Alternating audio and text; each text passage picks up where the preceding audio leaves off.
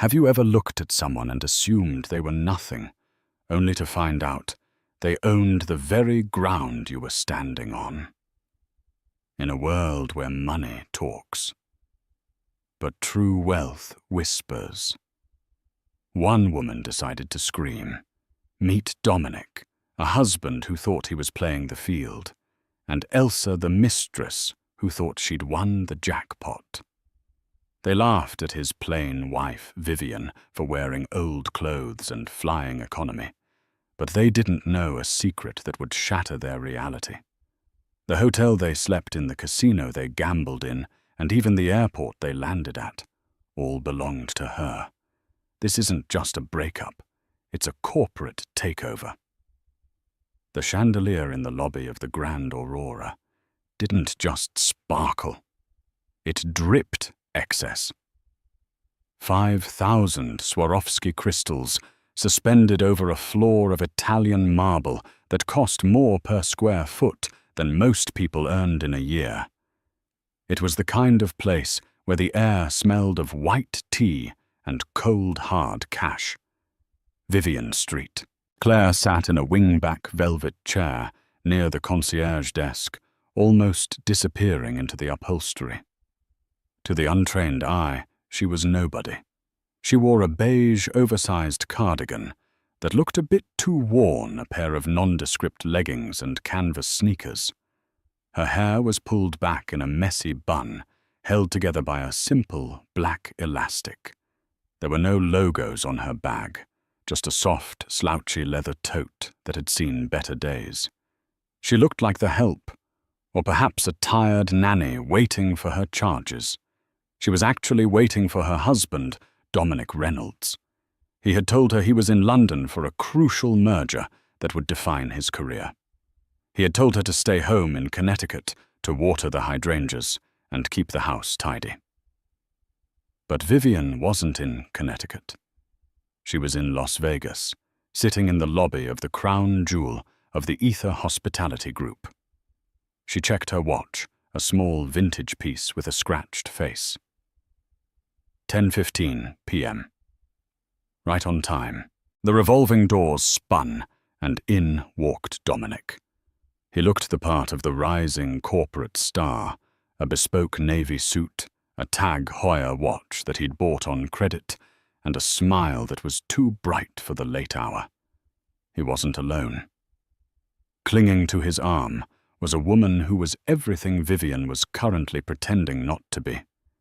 She was tall, blonde, and loud. Her dress was a neon pink bandage number by Hervé Léger that left very little to the imagination, and she was carrying a Louis Vuitton Neverfull bag that looked brand new. This was Elsa Hart, the personal assistant. Vivian watched over the top of a magazine as they approached the front desk. "Check in for Reynolds," Dominic said, his voice booming with the false confidence of a man spending money he barely had. "Presidential suite," the receptionist, a young man named Carter, typed furiously. "Welcome back, Mr. Reynolds. And Mrs. Reynolds?" Dominic froze. He coughed, glancing nervously at Elsa. No, this is Miss Hart, my associate." Elsa giggled a sharp, grating sound. "The better half for the weekend," she whispered loud enough for the concierge to hear. She leaned against the marble counter, flipping her hair. "Make sure we get the champagne service, sweetie. Dommy promised me the full Aurora experience." Vivian lowered her magazine. She stood up. She didn't rush. She walked with a slow, terrifying calmness toward the desk. "Dommy," she repeated, her voice soft, but cutting through the lobby noise like a razor blade. Dominic whipped around. The color drained from his face so fast he looked like a corpse. "Vivian, what are you doing here?" Elsa looked Vivian up and down, her lip curling in immediate distaste. She saw the messy bun, the sneakers, the beige cardigan. She saw a woman who looked like she shopped at a discount outlet. "Oh my God," Elsa laughed, a cruel barking sound. Is this her? Is this the little wife you talk about? Dom, you're kidding me, Dominic was stammering. Viv, this is work. This is a business trip. You shouldn't be here. You look at you. You're embarrassing me. I'm embarrassing you, Vivian asked, tilting her head. You told me you were in London. Plans changed, Dominic snapped, trying to regain control by raising his voice. And look at you, you show up at a 5-star resort looking like you're here to clean the toilets. Jesus, Viv. Go home. Elsa stepped forward, placing a possessive hand on Dominic's chest. Listen, honey, she said to Vivian, her voice dripping with condescension. I know it's hard to accept that you're just not enough anymore. Dom needs someone who fits his lifestyle.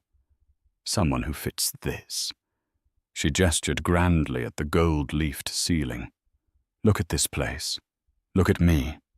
And then look at yourself. You're a frantic housewife in sweatpants crashing a high rollers party. Vivian didn't blink.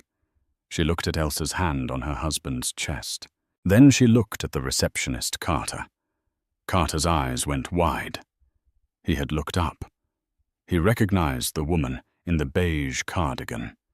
His mouth opened to speak, to say, Good evening, Madame St. Clair. But Vivienne held up one finger, a subtle motion that silenced him instantly. I see, Vivienne said quietly to Dominic. So this is it. You're trading me in. I'm not doing this here, Dominic hissed, grabbing his keycard from the confused receptionist. Go home, Vivian. Take the bus, take a train. I don't care. Just get out of my sight before security drags you out for loitering. Elsa laughed again. Maybe we should give her some chips, Dom. Let her play the penny slots. She looks like she needs a win. She dug into her Louis Vuitton bag and pulled out a crumpled $5 bill, tossing it at Vivian's feet.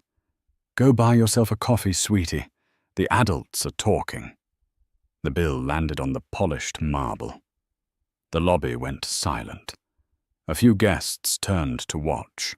Vivian looked down at the $5. Then she looked up at Dominic. Pick it up, she said. What? Dominic scoffed. Pick it up. You're insane, Dominic muttered. He grabbed Elsa's hand. Come on, babe. Let's go to the suite. She's pathetic. They turned their backs on her. As they walked toward the golden elevators, Elsa's laughter echoed off the walls. Did you see her shoes, goddom? I did you a favor taking you off that leash. She's practically a peasant. Vivian stood alone in the center of the lobby. Carter, the receptionist, looked terrified. Madame, he whispered, shall I call security? Shall I have them removed? Vivian bent down and picked up the $5 bill. She folded it neatly and placed it in her pocket. No Carter, she said, her voice dropping the frantic housewife act, revealing the steel beneath. Let them enjoy the night. Let them order the champagne. Let them think they own the world. She pulled a phone from her pocket, not the cracked iPhone she used around Dominic, but a sleek black satellite phone. Because tomorrow, Vivian smiled, and it was a smile that promised total scorched earth destruction. I'm going to remind everyone who actually owns it.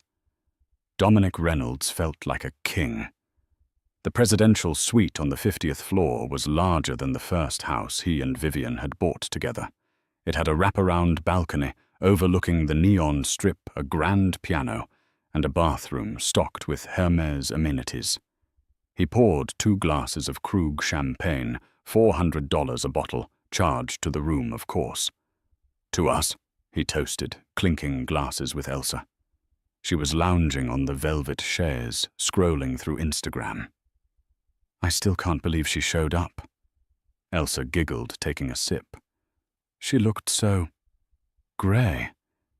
Does she even own a dress? Vivienne is simple, Dominic said, waving his hand dismissively. She doesn't understand this world, the luxury, the power. She's content with coupons and leftovers. I've outgrown her Sarah. I need someone who can stand next to me when I make CEO. When we make CEO, Elsa corrected, winking. You know, the staff treated us like royalty downstairs. Did you see that receptionist? He looked like he was about to bow.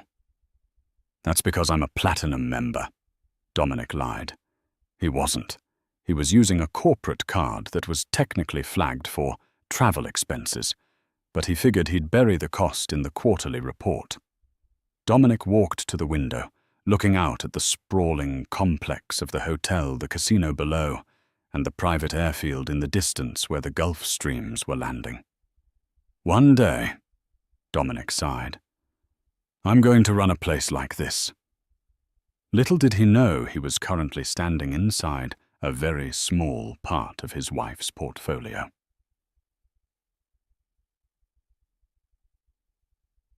Downstairs, inside the high-limit Noir room, a private gambling parlor accessible only by retinal scan, Vivienne St. Clair had changed. Gone were the leggings and the beige cardigan. She was now wearing a midnight blue silk jumpsuit that fit her like a second skin, paired with diamond stud earrings that were small but flawless D-color stones worth more than Dominic's car. Her hair was loose, cascading in waves down her back. She sat at the head of a mahogany conference table in a private office behind the casino floor. Across from her sat the general manager of the hotel, a man named Arthur Sterling, and the head of security, a hulking ex-Mossad agent named Silas. The audit is complete, Madame St. Clair, Arthur said, his hands trembling slightly as he slid a black folder across the table. Vivienne opened it. Her eyes scanned the numbers. Dominic Reynolds, she read aloud, mid-level vice president of sales for Omnitech Solutions. Yes, Arthur nodded. Omnitech is a subsidiary of Ether Group. We acquired them 6 months ago. Vivienne smirked. He doesn't know that, does he? No, madame. The acquisition was kept quiet at the board level. As far as Mr. Reynolds knows, he works for an independent tech firm. He has no idea that his ultimate boss is you. Vivienne closed the folder. And his spending. He has charged $42,000 to the corporate card in the last 3 days. Silas, the security chief, rumbled. The suite, the dinners at Le Cirque. A diamond bracelet from the lobby boutique charged an hour ago. For the mistress, Vivienne noted dryly. Yes, Elsa Hart, former waitress, currently unemployed, though she lists herself as a lifestyle influencer online. Vivienne stood up and walked to the wall of monitors. One screen showed the interior of the presidential suite. She watched Dominic, laughing, pouring more champagne, while Elsa jumped on the bed like a child. He thinks I'm poor, Vivienne murmured. He thinks my family money ran out years ago. He thinks I clip coupons because I have to. She turned back to the men. My grandfather built this empire on one rule: never show your hand until the pot is full. Dominic thinks he's holding a royal flush, but he's playing with monopoly money. What are your orders, madame? Arthur asked. Shall we cut off his credit, lock him out of the room? No, Vivienne said, her eyes gleaming dangerously. That's too easy. I don't want to just kick him out. I want to dismantle him. I want him to realize that every breath he takes in this city is by my permission. She tapped the table. Arthur, tomorrow morning I want the VIP treatment to end. But not abruptly. I want it to glitch. Small inconveniences. His keycard stops working. The water in the shower goes cold. The champagne arrives warm. And then... Vivian looked at the monitor where Elsa was now taking selfies with the view. We prepare the airport. I believe they're scheduled to fly out on Friday. Yes, madame. He booked 2 seats on a commercial flight, but he's on the waiting list for the company jet. Approve the jet, Vivian said. Arthur blinked. Approve it. For him. Yes, give him the jet. Let him think he's won. Let him get all the way to the tarmac, because that is where I want the finale to happen. She picked up the $5 bill Elsa had thrown at her earlier. She smoothed it out on the mahogany table. He treated me like a beggar in my own palace, Vivian whispered. Now I'm going to show him what it's like to be truly destitute. She looked at Silas. Get the legal team on the line. I want divorce papers drafted. And Silas, look into Miss Hart's background. Deep dive. If she has so much as an unpaid parking ticket, I want to know. Consider it done. Vivian turned back to the screen. Dominic was kissing Elsa's neck. Enjoy the night, Dommy, she said to the screen. It's the last night of your life as a rich man. The morning sun hit the gold-tinted windows of the presidential suite, usually a signal for the automated blackout curtains to gently retract and the climate control to adjust to a perfect 72 degrees. Instead, Dominic woke up sweating. The room was sweltering. The thermostat on the wall was blank. He groaned, his head pounding from the cheap champagne he'd ended up ordering after the Krug ran out another glitch the concierge had apologized for. He kicked off the Egyptian cotton sheets, which were now clinging to his skin, and stumbled toward the bathroom. "Sarah," he called out. "Sarah, it's boiling in here." There was no answer. He pushed open the double doors to the master bath, expecting to find Elsa soaking in the jacuzzi. Instead, he found her wrapped in a towel, furiously tapping on her phone, her hair wet and limp. "Don't bother," she snapped, not looking up. "The water is freezing. I tried to call the front desk for 20 minutes. No answer. Just hold music. And not even good hold music, Dom. It's some awful elevator jazz." Dominic rubbed his temples. "It's probably just a maintenance cycle. I'll go down there and tear a strip off them. Do they know who I am?" "Apparently not," Elsa muttered, "because room service brought breakfast an hour late and they forgot the avocados. Who forgets avocados in a 5-star hotel?" Dominic showered in icy water, gasping and cursing, washing off the sweat of the night before. He dressed quickly, skipping the shave because the backlit mirror wouldn't turn on. He felt a creeping sense of unease, a tiny fracture in his perfect weekend. He found Elsa on the balcony, fanning herself with a room service menu. "Let's just go to the pool," Dominic said, trying to salvage the mood. "I reserved the Emperor Cabana. Private butler misting fans, the works. We'll cool off there." Elsa perked up. "Fine. But you're buying me those earrings we saw in the lobby to make up for the cold shower." "Done," Dominic said, though his stomach tightened. He did a quick mental calculation of his credit limit. It was getting tight. They took the elevator down. It stopped on every single floor from 50 to 1, picking up families with crying children and tourists with oversized backpacks, despite Dominic pressing the express button repeatedly. When they finally reached the pool deck, the heat was radiating off the concrete. The Oasis pool was a paradise of palm trees and turquoise water. Dominic marched toward the VIP section, the velvet rope parting as he approached the attendant. "Reynolds," Dominic said, adjusting his sunglasses. "Emperor Cabana." The attendant, a young woman with a clipboard, didn't smile. She ran her finger down the list. "I'm sorry, Mr. Reynolds. That reservation was cancelled." "Cancelled?" Dominic's voice rose an octave. "I didn't cancel it." The system shows a cancellation due to invalid payment pre-authorization, she said loudly enough for the couple behind them to hear. Dominic felt the blood rush to his face. That's impossible. My card is a corporate black card. Run it again. I can't, sir. The cabana has already been rebooked. By whom? Dominic demanded, stepping forward aggressively. I want to see the manager. Who is in my cabana? The attendant gestured to the sprawling, silk-draped tent in the center of the island.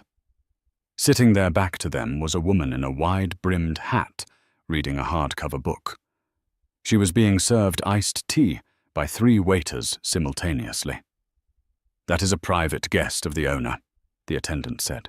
Now, if you'd like, there are 2 lounge chairs available near the kiddie pool. Complimentary towels are $5. Elsa let out a screech of disbelief. The kiddie pool, Dominic, do something. This is ridiculous, Dominic spat. He grabbed Elsa's arm. We're leaving. We'll go to the casino. I'll win enough to buy this damn pool. As they stormed off, the woman in the Emperor cabana lowered her book. It was Vivian. She watched them go, her expression unreadable behind her oversized Chanel sunglasses. She picked up her iced tea, a rare blend of Darjeeling that cost $50 a cup, and took a sip. Arthur, the general manager, stepped out from behind a pillar. Too subtle, he asked quietly. Just right, Vivian replied. He's angry now. He's impulsive. When a man like Dominic feels small, he tries to spend his way back to feeling big. Let him go to the tables. Is the dealer ready? Yes, madame. We have Marco at the blackjack table. He's the best cooler in Vegas. Dominic won't win a hand. Vivian nodded. Good. And Arthur. Make sure his key card stops working around 2:00 p.m. I want him to have to come down to the desk and beg to get back into his room. With pleasure. Vivian turned back to her book. It was a biography of Catherine the Great. She found it inspiring. Meanwhile, on the casino floor, Dominic was unraveling. He had pulled $5,000 from the ATM, hitting his daily withdrawal limit, and dipping into the joint savings account he shared with Vivian. She won't notice, he told himself. I'll put it back on Monday with double the interest. He sat at a high-stakes blackjack table. Hit me, Dominic growled. He had a 16. The dealer showed a king. The dealer, a man with dead eyes and quick hands, flipped a card. 7. Bust. Unbelievable. Dominic slammed his fist on the felt. Beside him, Elsa was bored. She was scrolling through TikTok occasionally, sighing. Dom, you're down $4,000. Can we just go shopping? You promised me the bracelet. Quiet, Sarah. I'm working here, Dominic snapped. Double or nothing. He lost the next hand. And the next. It wasn't just bad luck. It was a statistical anomaly. Every time he had a 20, the dealer pushed. Every time he had a 12, he busted. It was as if the cards themselves were allergic to him. By 1:30 p.m., Dominic had lost $7,000. He was sweating through his linen shirt. That's it, Elsa said, standing up. I'm going to the room to order lunch. You are being a loser right now, and it's not a good look. Fine, go. Dominic yelled, ignoring the stares of the pit boss. I'll come up when I've won it back. Elsa stomped off toward the elevators. Dominic sat there, staring at his last $100 chip. He felt a vibration in his pocket. It was a text from Vivian. Hi, honey. Just checking in. The water heater at home broke, and the repairman needs $200. I don't have enough in the checking account. Did you move some money? Love. Viv. Dominic stared at the phone. The audacity. He was here losing a fortune, and she was bothering him about a water heater. He typed back, "Handle it yourself. I'm in a meeting. Stop spending money." He threw the phone down and pushed his last chip forward. "All in." The dealer flipped an ace and a jack, blackjack, for the house. Dominic stared at the table, his vision swimming. He was broke. Cash broke. He had to use the corporate card for everything else now. He stood up, his legs shaky, and headed for the elevators.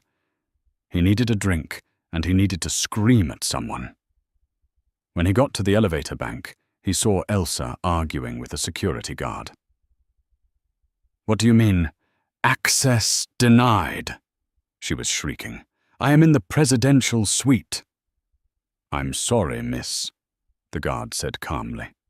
"The keycard is reading invalid. You'll need to go to the front desk to re-verify your payment method." Dominic walked up, his face pale. "What is going on? Your card is declined, Dom," Elsa yelled, hitting him on the chest with her clutch. "They locked us out." "My makeup is in there. My chargers fix it." Dominic looked around. People were watching. The facade was cracking. I'll handle it," he whispered. "It's a bank error. It has to be." But deep down in the pit of his stomach, Dominic Reynolds was starting to feel the cold shadow of the woman he had left in Connecticut. Or so he thought.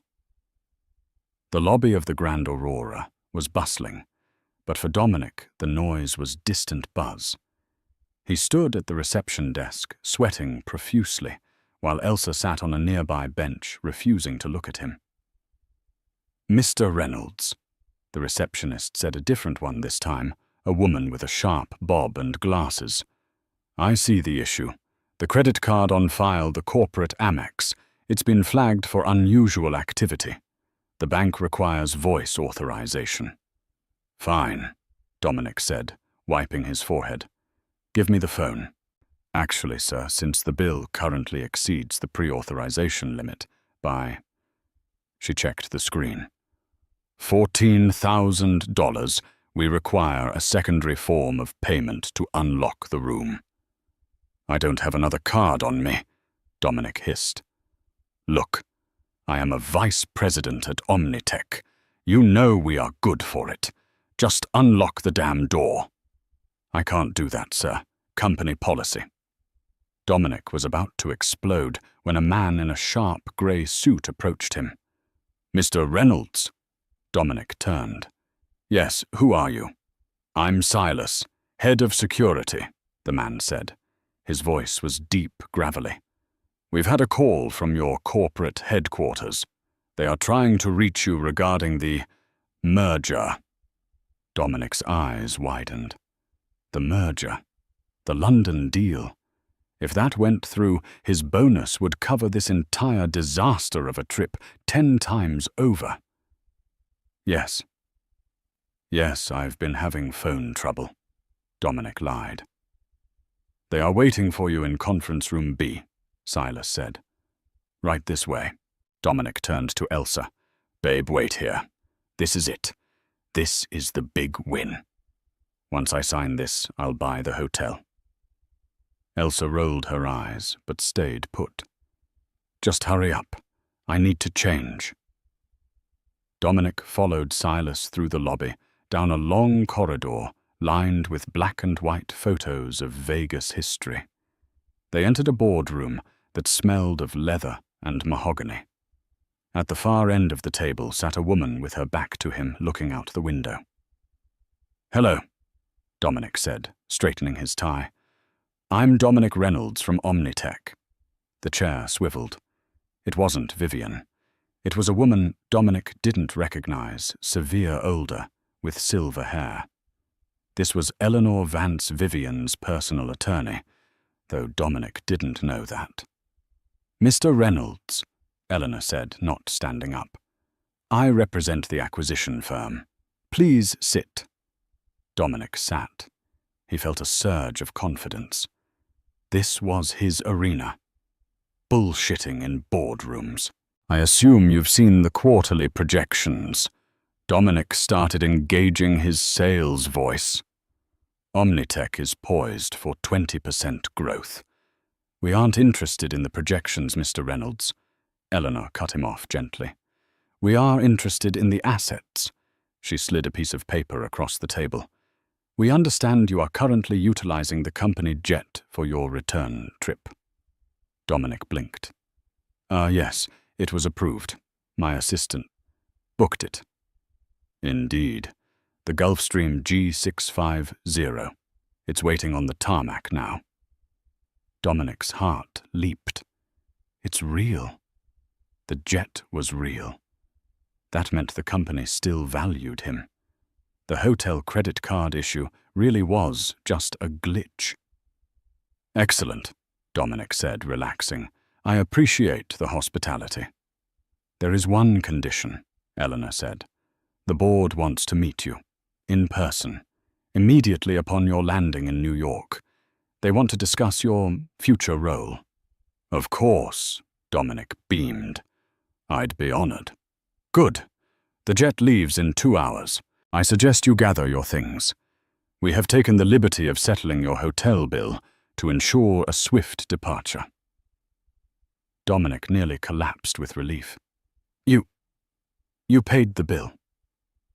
It has been absorbed into the acquisition costs, Eleanor said with a tight smile. Consider it a signing bonus. Dominic stood up, feeling 10 feet tall. Thank you. You won't regret this. He practically ran out of the room. Back in the lobby, he grabbed Elsa and spun her around. We're back, baby, he shouted. They paid the bill.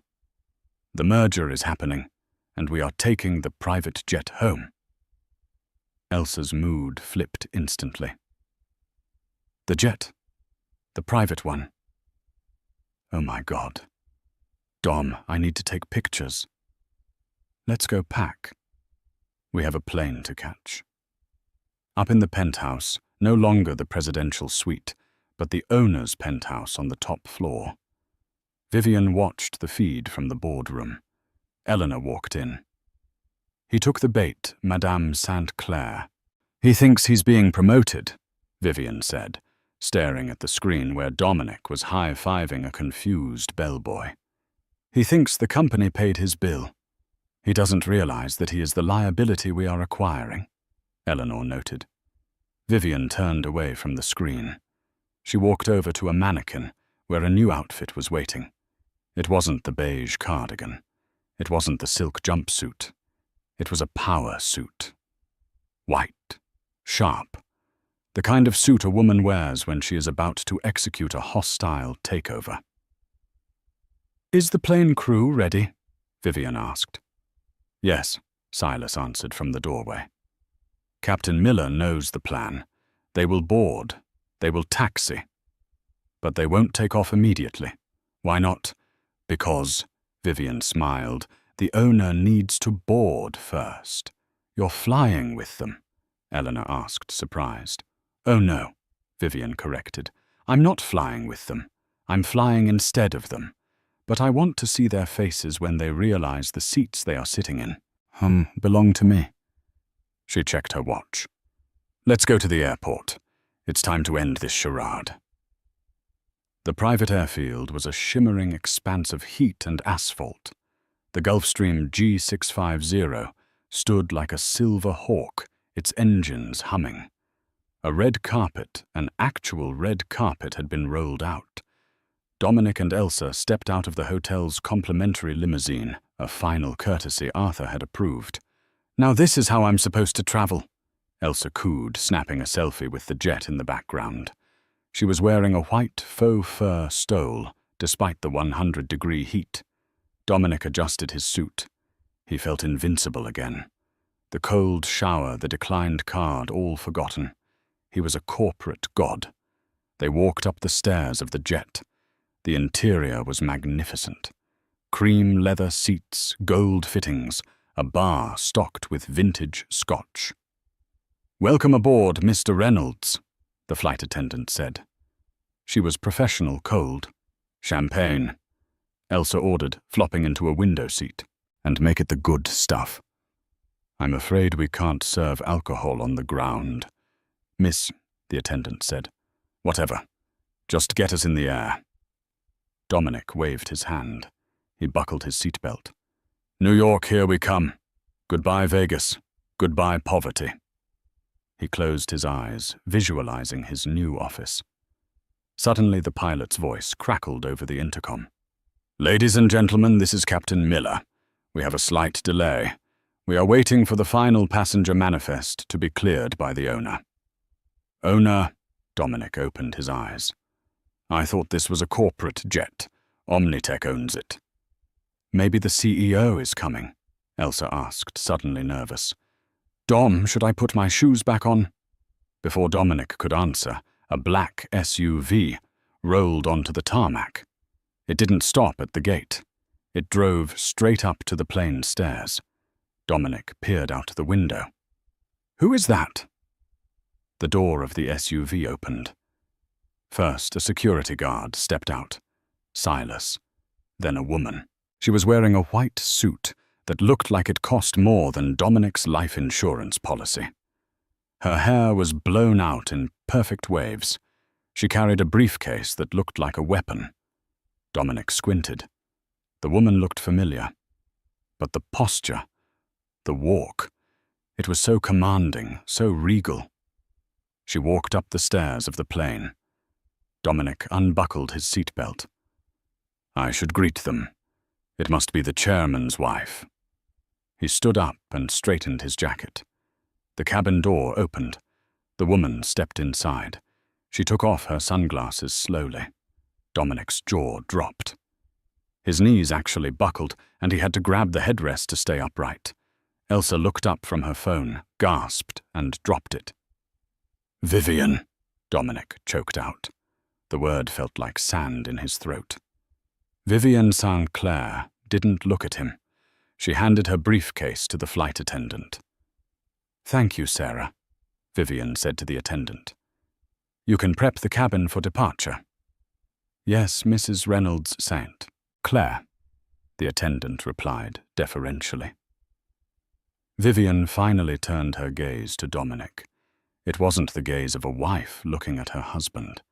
It was the gaze of a predator looking at wounded prey. You're in my seat, Dominic, she said calmly. Your seat, Dominic stammered. Viv, what are you doing here? How did you get on the tarmac? This is the company jet. Vivian laughed. It was a soft, terrifying sound. Oh, darling, she said, stepping closer, smelling of expensive perfume and victory. You really haven't figured it out yet. Have you? Omnitech didn't pay your hotel bill. I did. Omnitech didn't approve the jet. I did. I don't understand, Dominic whispered.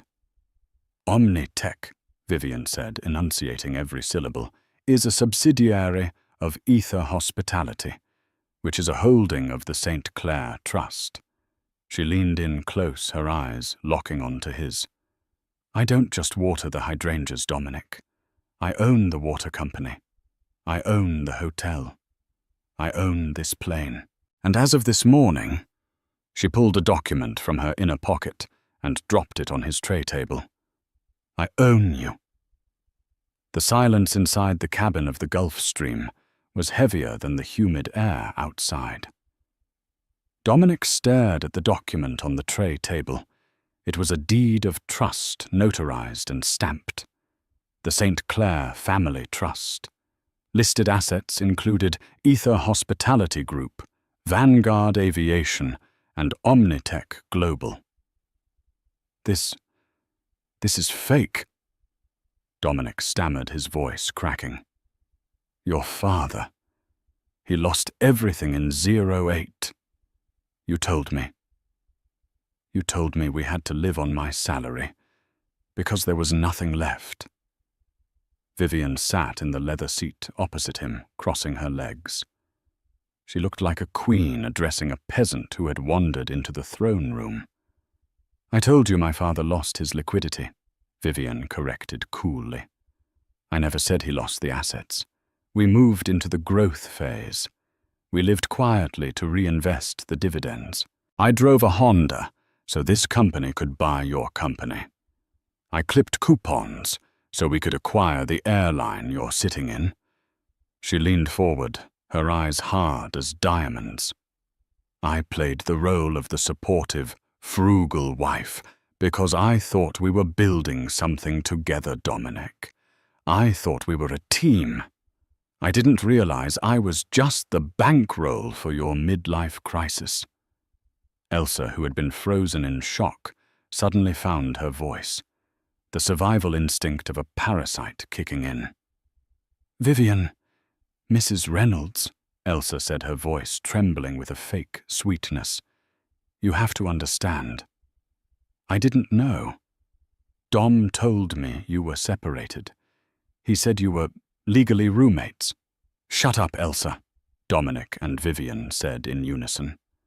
Vivian turned her gaze to the mistress. "And you, the lifestyle influencer. I had Silas run your socials. You have 12,000 followers, and 11,000 of them are bots you bought in Pakistan. You're not an influencer. You're a line item on my husband's credit card statement. A very expensive, tacky line item." Elsa's mouth opened and closed like a fish.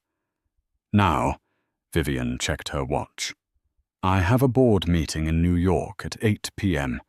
This plane is scheduled for takeoff in 10 minutes. "Great." Dominic exhaled, wiping sweat from his upper lip. "Look, Viv. Honey. We can talk about this in the air.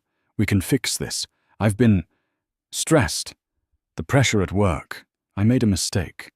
But we're married. We can work it out." He reached for her hand. Vivian pulled back as if he were radioactive. "You seem to be confused, Dominic," she said softly. "I said this plane is taking off. I didn't say you were on it." Dominic froze. "What? Get out," Vivian said. "You can't leave us here," Elsa shrieked. "We're in the middle of a private airfield. It's 100 degrees outside. How are we supposed to get home? Commercial." Vivian shrugged. "I hear Spirit Airlines has a sale on middle seats, although given that I've frozen all your assets, Dominic, you might want to look into a Greyhound bus." "Frozen my assets." Dominic stood up, hitting his head on the overhead bin. "You can't do that. That's my money." "It's marital money." Vivian smiled a shark's smile. "And since I suspect you're about to be unemployed, I've petitioned the court to freeze the accounts to prevent wasteful dissipation. Buying a diamond bracelet for a mistress counts as wasteful, by the way." She pressed the call button. "Silas."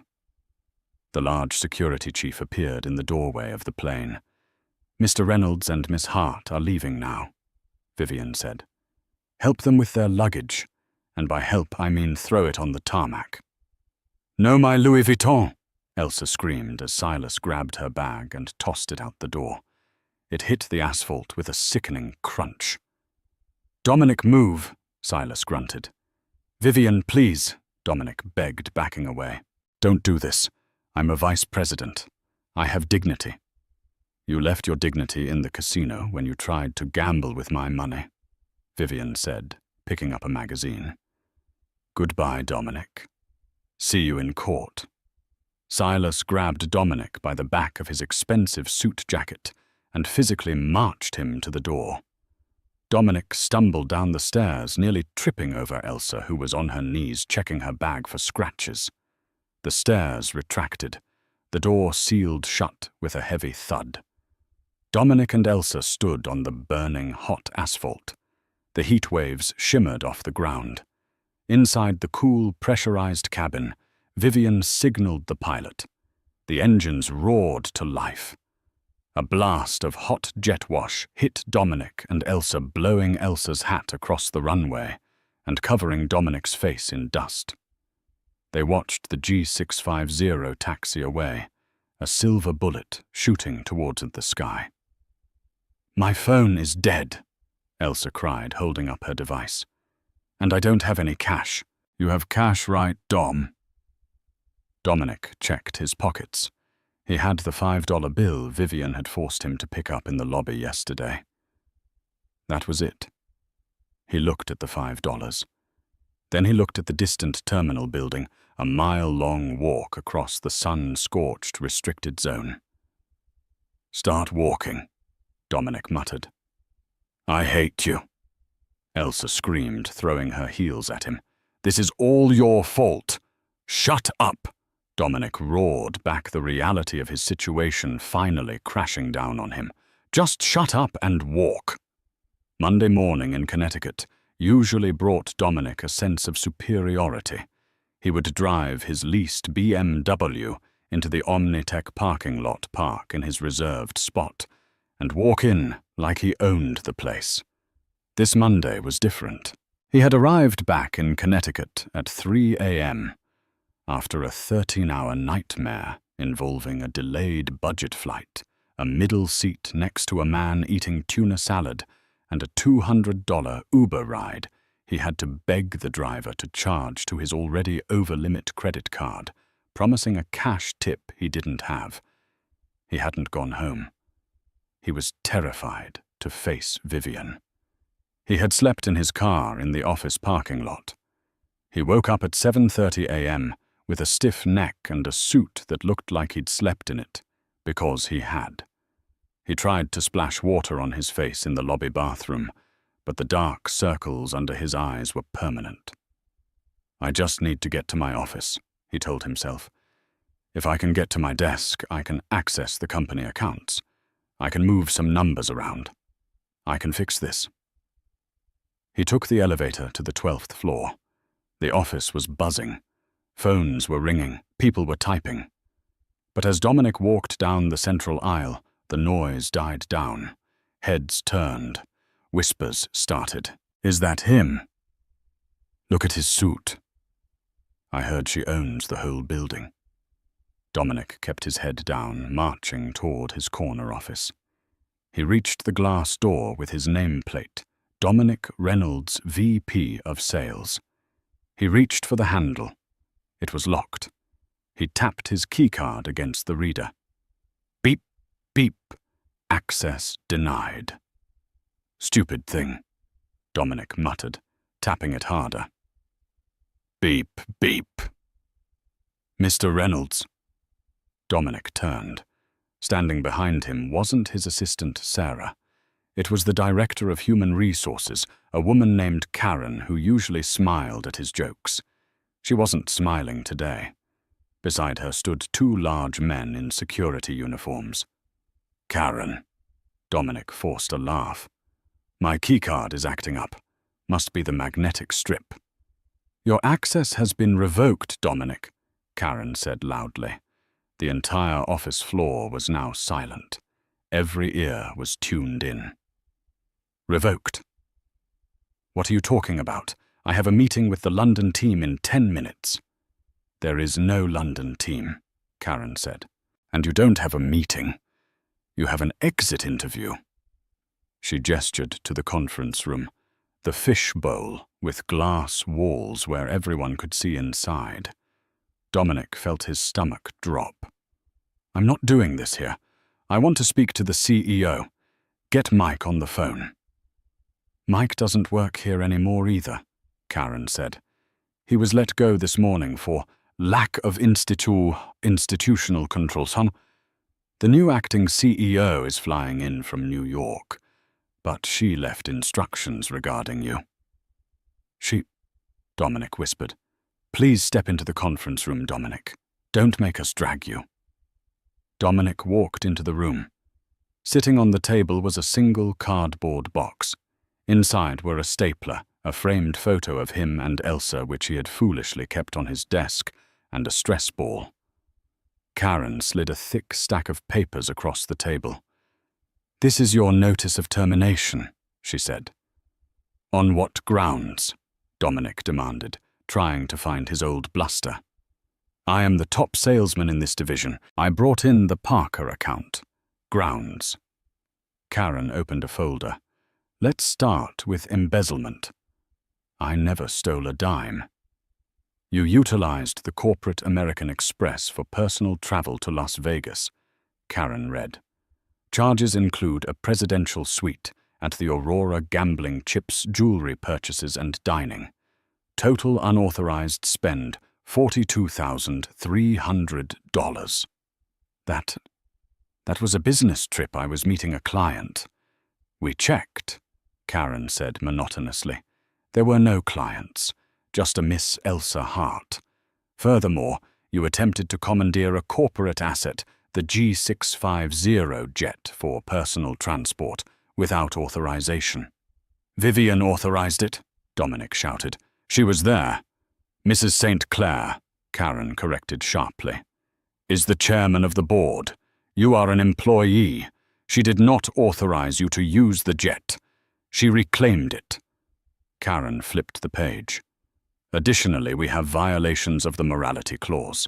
Bringing a mistress to a company-owned property and verbally abusing staff members, specifically the reception team at the Aurora, who filed formal complaints about your conduct. Dominic sank into the chair. So, I'm fired. Terminated with cause, Karen said, which means no severance package, no stock options. Those are forfeited. But I need that severance, Dominic cried. I have a mortgage, I have car payments.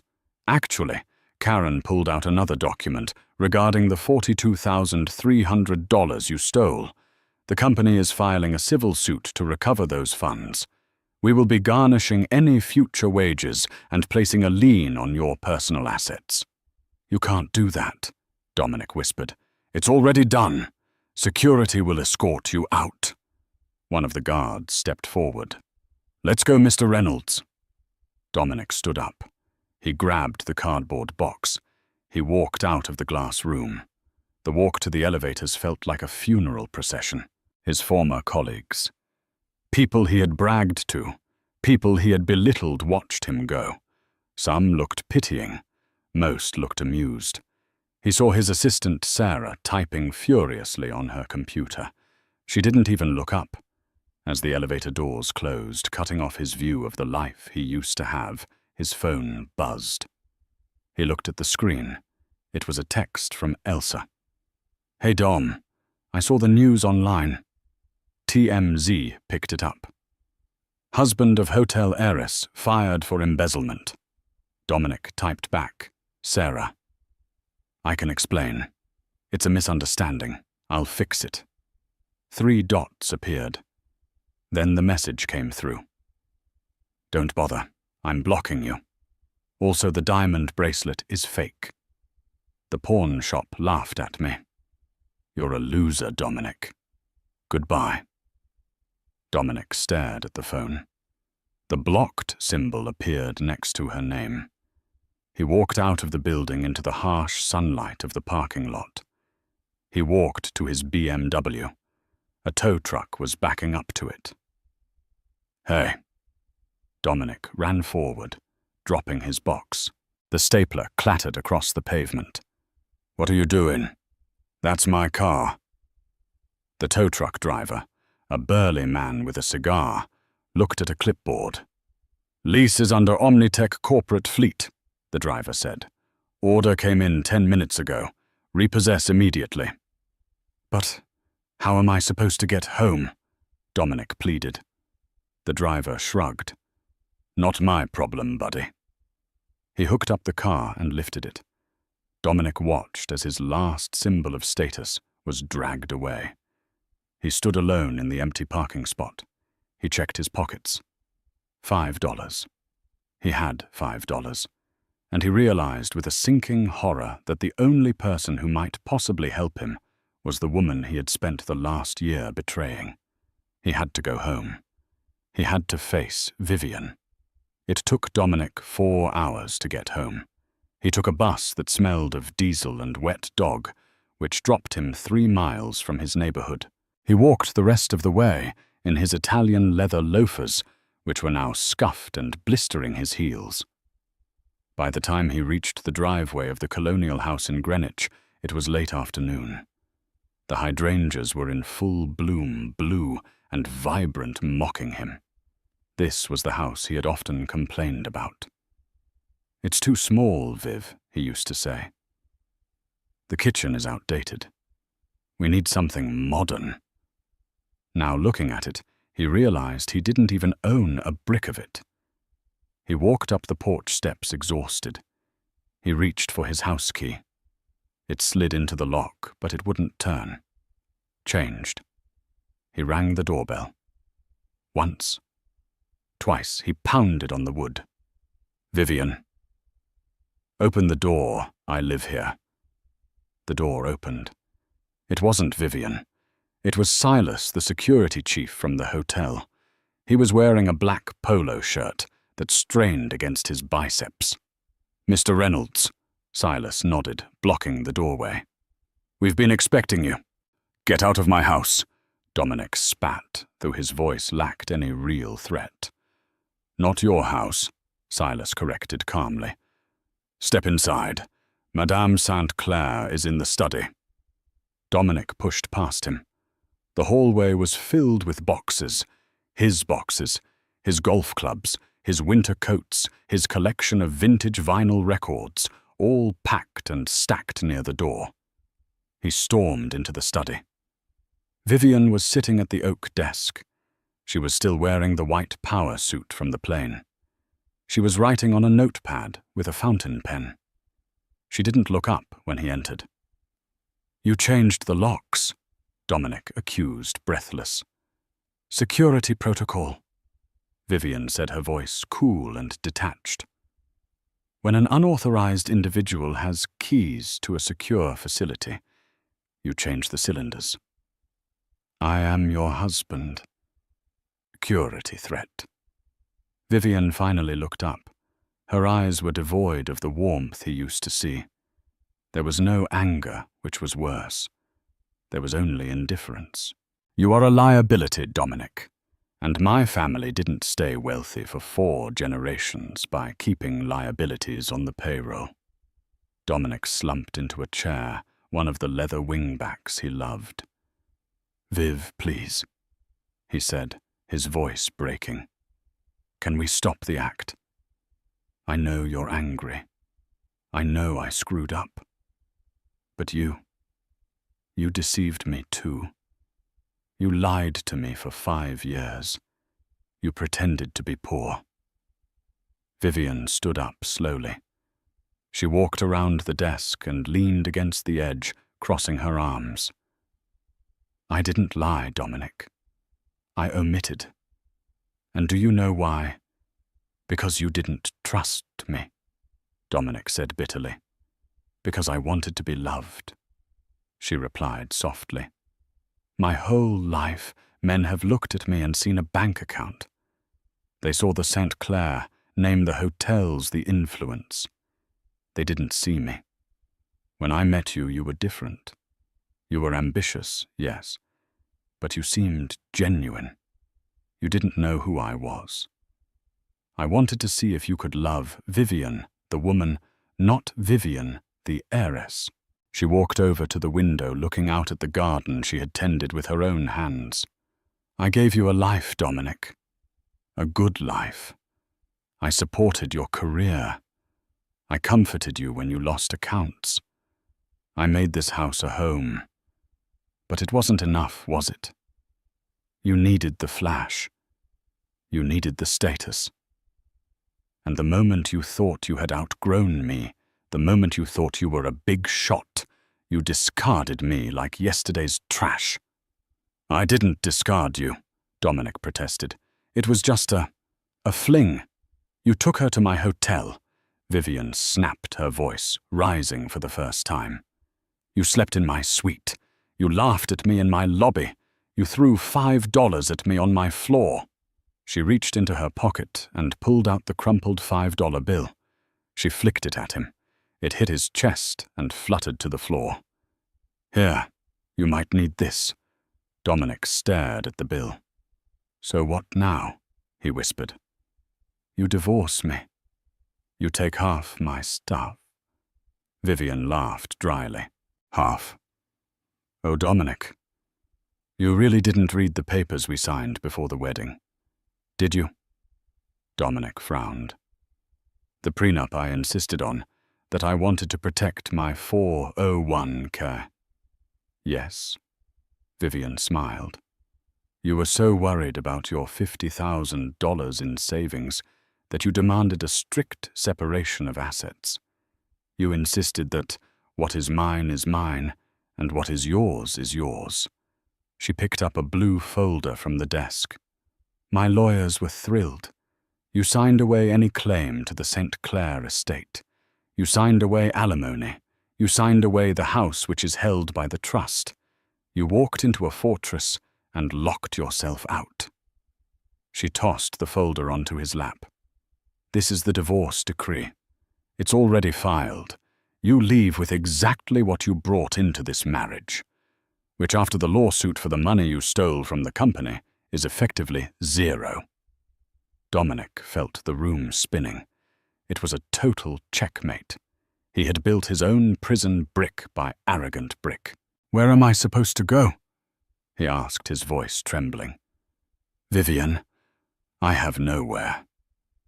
I heard Elsa is looking for a roommate, Vivian said icily, though I doubt she'll take you without a credit card. She pressed a button on her desk phone. Silas. He's ready. Silas appeared in the doorway. Time to go, Mr. Reynolds. Dominic stood up. He looked at Vivian one last time. He wanted to scream, to beg, to apologize. But looking at her, standing there in her suit, powerful and untouchable, he realized he had never really known her at all. He had been living with a sleeping dragon, and he had been foolish enough to poke it. Goodbye, Dominic, she said, turning her back to him to rearrange a vase of flowers. Silas grabbed Dominic's arm, not gently. He escorted him out of the study down the hallway, past the photos of their wedding that were already being taken down by a maid. They reached the front door. Silas shoved a dolly loaded with boxes onto the porch. The Uber is waiting at the curb, Silas said. Madame paid for it. It's a pool ride. You're sharing with 2 others. The heavy oak door slammed shut. The deadbolt clicked. Dominic stood on the porch, surrounded by his cardboard boxes. The sun was setting, casting long shadows across the lawn. He used to think was his. He dragged his boxes down the driveway to the waiting Toyota Camry. The driver popped the trunk. It was already half full. Dominic squeezed his life into the remaining space. He climbed into the back seat, squeezing next to a teenager listening to loud music. As the car pulled away, Dominic looked back at the house. The lights in the study turned off. The lights in the master bedroom turned on. Vivienne was moving on. The mistress was gone. The job was gone. The money was gone. He reached into his pocket, and his fingers brushed the crumpled paper. He pulled it out. $5. He started to laugh, a low, hysterical laugh that made the teenager next to him inch away. He laughed until tears ran down his face, realizing that the joke in the end was entirely on him. And that is the tragic yet satisfying downfall of Dominic Reynolds. He chased the glitter and lost the gold. He thought power came from a credit card limit, and a loud mistress, never realizing that true power, the kind Vivian held, doesn't need to shout to be heard. It's a brutal lesson. Be careful who you step on while climbing the ladder, because they might just own the building. Dominic learned the hard way that when you laugh at your partner, you better make sure you aren't standing on a trap door they control. What would you have done if you were Vivian? Would you have forgiven him, or was the airport takedown exactly what he deserved? Let me know in the comments below. I read every single one. If you enjoyed this story of karma and justice, please smash that like button. It really helps the channel grow. And don't forget to subscribe and hit the bell icon so you never miss the next dramatic real-life story.